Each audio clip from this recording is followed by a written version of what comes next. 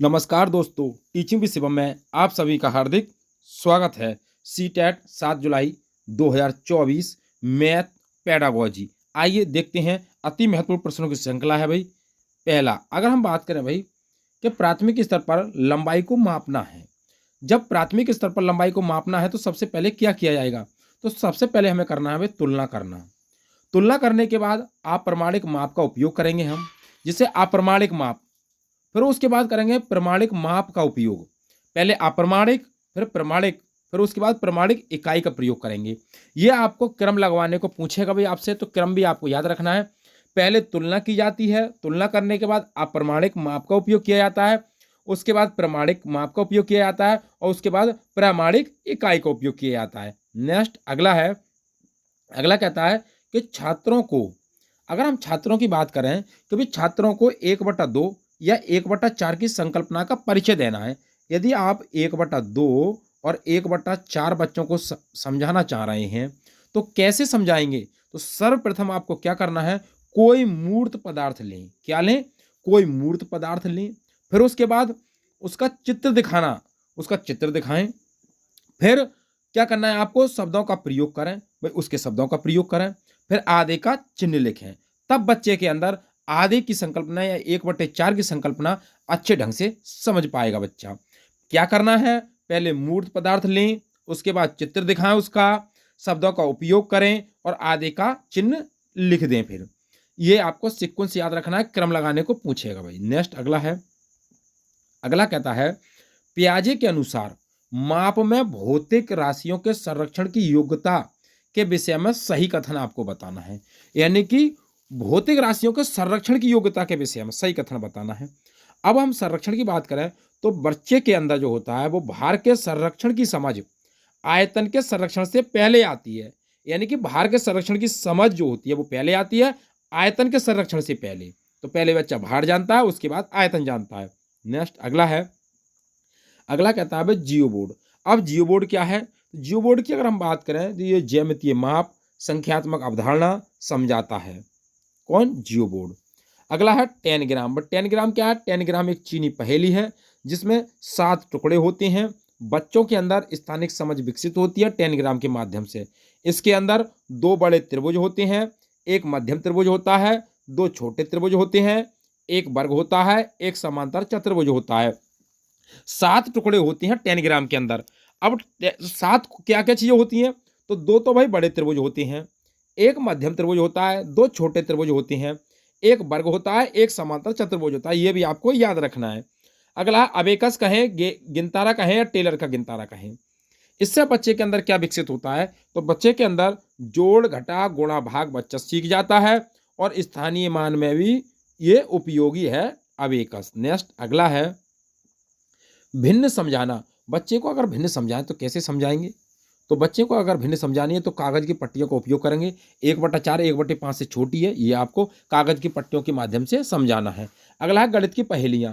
अब गणित की पहेलियां क्या करती हैं? तो गणित की पहेलियां जो होती हैं वो समस्या सुलझाने के कौशलों को प्रोत्साहित करती हैं। समस्या समझाने के कौशलों को प्रोत्साहित कौन करता है? गणित की पहेलियां करती हैं। प्रतिचित्रण कहें, मैपिंग कहें, प्रतिचित्रण का क्यों उपयोग किया जाता है गणित के अंदर? तो त्रिविमीय विचार क्षमता को प्रोत्साहित करने के लिए और आनुपातिक विवेचन को प्रोत्साहन करना किसका काम है? ये प्रतिचित्रण या मैपिंग का काम है। 2 दशमलव योग की संकल्पना समझानी है बच्चों के लिए। मैं 2 दशमलव योग की संकल्पना समझानी है बच्चों को, तो किस पर समझाएंगे? ग्राफ पेपर के माध्यम से समझाएंगे। क्षेत्रफल की अवधारणा समझानी है बच्चों को, तो पत्ते, पेंसिल और हथेली से समझाएंगे। नेक्स्ट अगला है, अगला कहता है रचनात्मक मूल्यांकन। अब रचनात्मक मूल्यांकन क्या होता है भाई? तो रचनात्मक मूल्यांकन अधिगम में असंगति को पहचानना। अधिगम के अंदर, लर्निंग के अंदर जो असंगतियां हुई हैं उनको पहचानना क्या कहलाता है? रचनात्मक मूल्यांकन कहलाता है। शिक्षण में कमियों को पहचानना या असंगतियों को पहचानना, बात एक ही है। इसे कहते हैं भाई रचनात्मक मूल्यांकन कहते हैं। वीडियो आपको अच्छी लग रही तो वीडियो को ज्यादा से ज्यादा शेयर करें और लाइक करें। यदि चैनल पर नए हैं तो चैनल को सब्सक्राइब करें और यदि आपको वीडियो अच्छी ना लगे तो डिसलाइक भी कर सकते हैं, कोई दिक्कत वाली बात नहीं है। प्रश्न बनाना। प्रश्न कैसे बनाते हैं? तो प्रश्न बनाने के लिए क्या क्या करना पड़ता है, ये अब हम बात करें भाई कि प्रश्न कैसे बनाते हैं। तो प्रश्न, सर्वप्रथम प्रश्न बना पत्र बनता है जब, तो उसकी रूपरेखा या डिजाइन तैयार की जाती है। उसके बाद ब्लू प्रिंट तैयार किया जाता है। फिर उसके बाद प्रश्न लिखे जाते हैं। फिर क्या होता है, प्रश्नों का संपादन किया जाता है, फिर अंक योजना लिखना, कितने अंक का कौन सा प्रश्न है। ये सीक्वेंस आपको जरूर ध्यान रखना है भाई। रूपरेखा बनाना, ब्लूप्रिंट तैयार करना, प्रश्न लिखना, प्रश्नों का संपादन करना और अंक योजना बनाना, ये प्रश्न बनाने का क्या है, क्रम है भाई। ये आपको क्रम ध्यान रखना है। आइए नेक्स्ट अगला है, क्षेत्रफल भाजक से कम होता है, कैसे समझाएंगे बच्चों को। कंचों, गेंदों, पेंसिलों, वस्तुओं का भाजक किसके माध्यम से, कंचों, गेंदों और पेंसिलों के माध्यम से। आधे की संकल्पना समझानी है बच्चों को, तो मूर्त पदार्थ के माध्यम से सिखाएंगे। पहले मूर्त पदार्थ दिखाएंगे, फिर उसका चित्र दिखाना आधे का, शब्दों में आधे को बताना जाता है और आधे का चिन्ह लिखा जाता है। वर्ग, समचतुर्भुज, आयत और दोनों क्या होती हैं भाई, तो दोनों स्तर की बात करें तो दो हैं। अनौपचारिक निगमन आकृतियों के बीच संबंध बताता है, किसके बीच, आकृतियों के बीच संबंध। नेक्स्ट अगला है, अब हम बात करेंगे किसकी, गणितीय अवधारणा के विकास में सही क्रम क्या है। गणितीय कॉन्सेप्ट बच्चे को समझाना है तो उसके विकास के लिए सही क्रम आपको बताना है। सही क्रम की बात करें, सर्वप्रथम हमें अनुभव प्रदान किया जाएगा, क्या करें, अनुभव प्रदान करें। उसके बाद भाषा के माध्यम से समझाना बच्चों को, फिर उसके बाद चित्र बनाना, फिर उसके बाद प्रतीकात्मकता का उपयोग करना। गणितीय कॉन्सेप्ट बच्चे के अंदर समझाना है तो उसके अंदर विकास का सही क्रम क्या होगा, ये क्रम आपको याद रखना है भाई। अनुभव प्रदान करना, भाषा के माध्यम से समझाना, चित्र बनाना और प्रतीकात्मकता का उपयोग करना।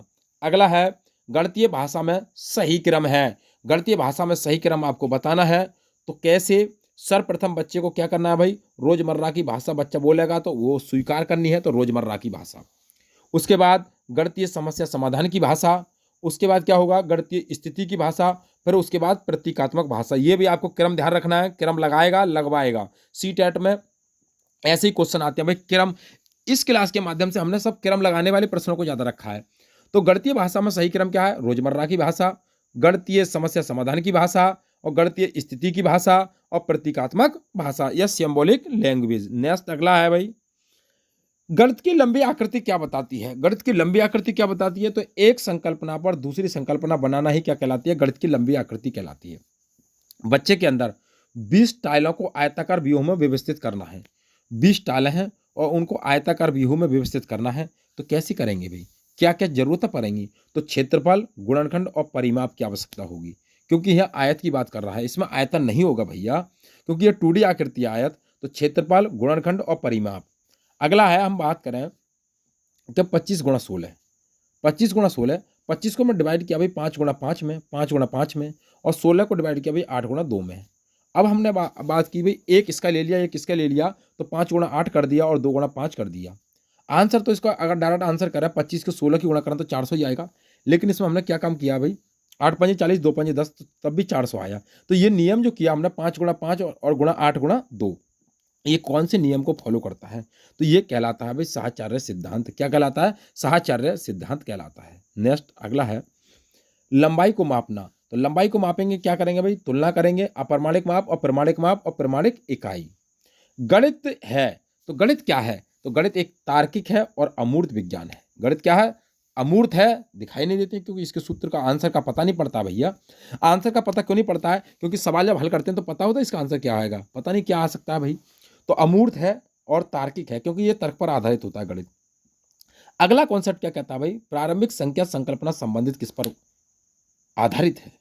प्रारंभिक संख्या जो संकल्पना संबंधित है वो किस पर है, तो वर्ग समावेश पर है, संरक्षण पर है और वर्गीकरण पर आधारित है। वर्ग समावेश, संरक्षण और वर्गीकरण पर आधारित है। पुनर्समूहीकरण क्या है, हासिल वाले दो अंकों की जोड़ में, हासिल वाले दो अंकों की जोड़ में क्या कहलाता है, हासिल वाले दो अंकों का जोड़ जो कहलाता है उसे पुनर्समूहीकरण कहते हैं। नेक्स्ट अगला क्या है, अगला है सर्वाधिक प्रभावशाली शिक्षण सामग्री है। तो सर्वाधिक प्रभावशाली शिक्षण सामग्री है तो उसे कहते हैं प्रत्यक्ष अनुभव। क्या कहा जाता है, प्रत्यक्ष अनुभव कहता है। चौपड़ आकृतियों को पहचानने में त्रिविमीय विवेचन विकसित होती है कब, लंबाई, चौड़ाई, गहराई और ऊंचाई।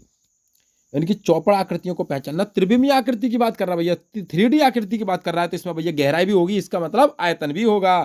तो लंबाई, चौड़ाई, गहराई की मतलब ऊंचाई भी होगी।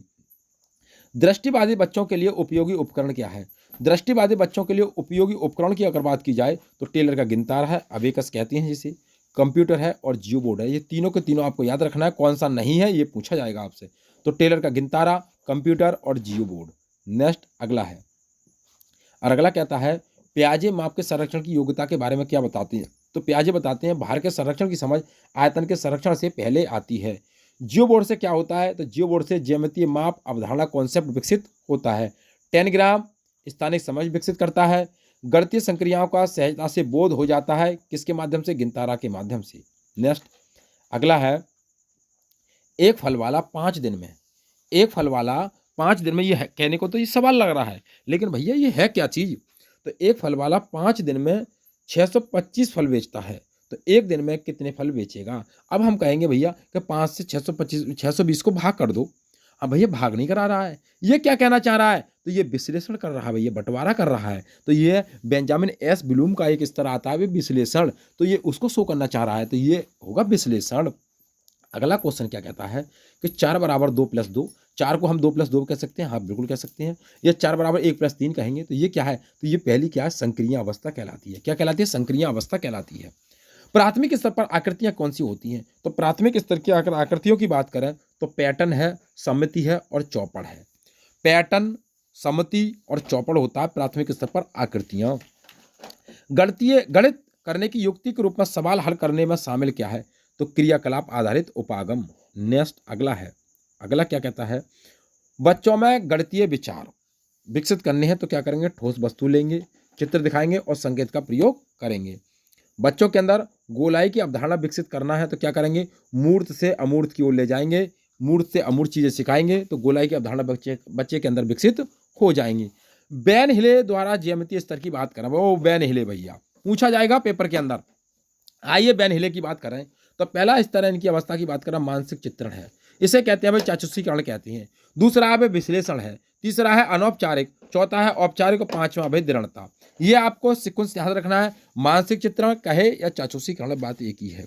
विश्लेषण, अनौपचारिक, औपचारिक और दृढ़ता कैसे याद रखना है, तो मेरे भैया पीछे से हटेंगे, 2 ABC लिख लेंगे। डी से हो जाएगा दृढ़ता, ओ से हो जाएगा औपचारिक, ए से हो जाएगा अनौपचारिक, बी से हो जाएगा विश्लेषण और सी से हो जाएगा चाक्षुषीकरण। 2 ABC। एक डलिया में 10 आम है, एक डलिया में 10 आम है और दूसरी में 12 आम है, सब मिलाकर कितने आम है भैया। तुम कहेंगे कि भाई 22 आम हो गए न मेरे भैया, 22 नहीं। ये क्या कहना चाह रहा है, तो ये कहलाएगा भैया कैसे, ये हो गया समुच्चयन। क्या हो गया, समुच्चयन हो गया भैया। आइए नेक्स्ट अगला देखते हैं। अगला कहता है गणित को वास्तविक जिंदगी से जोड़ना है तो क्या करेंगे। अगर हम बच्चे के अंदर जो कॉन्सेप्ट रखना है, गणित को जोड़ना है, उसकी जिंदगी से जोड़ते हुए पढ़ाना है, उसके वास्तविक जीवन में काम आ जाए तो क्षेत्रीय भ्रमण कराएंगे, सर्वेक्षण किया जाएगा और परियोजना बनवाई जाएंगी। तो क्या रखना है अपनों को याद, क्षेत्रीय भ्रमण, सर्वेक्षण और परियोजना। गणितीय संक्रिया सिखानी है, कौन कौन सी गणितीय संक्रिया होती हैं भैया, जोड़ को वे जमा कहते हैं, व्यवकलन को भैया घटाव कहते हैं, गुणा और भाग ये गणितीय संक्रिया हैं। 4 कौन कौन सी, जोड़, व्यवकलन, गुणा और भाग। व्यवकलन का मतलब होता है भैया घटाना और जोड़ का मतलब होता है जमा। 872 को एक बच्चा क्या लिख देता है भैया, 8072 लिख देता है। 872 को बच्चा एक बच्चा 8072 लिख देता है, इसका मतलब ये हुआ बच्चे के अंदर स्थानीय मान की समझ विकसित नहीं है। नेक्स्ट आइए अगला देखते हैं। और अगले की बात कर हम कह रहे हैं गणित में प्रश्न हल करने का कौशल विकसित करना बच्चे के अंदर। तो सर्वप्रथम क्या किया जाएगा, विवेचन करना है, फिर चर का प्रयोग करेंगे, फिर बच्चे के अंदर प्रतिरूप दिखाना है आपको। ये सीक्वेंस से आपको याद रखना है, विवेचन करना, चर का प्रयोग, प्रतिरूप देखना। चर का मतलब उस राशि का प्रयोग करना, पहले हम विवेचना बनाएंगे, फिर चर का प्रयोग, फिर प्रतिरूप करेंगे। गणित की पहेलियां मदद करती हैं समस्या सुलझाने के कौशल विकसित करती हैं और सकारात्मक आवृत्ति विकसित करती हैं।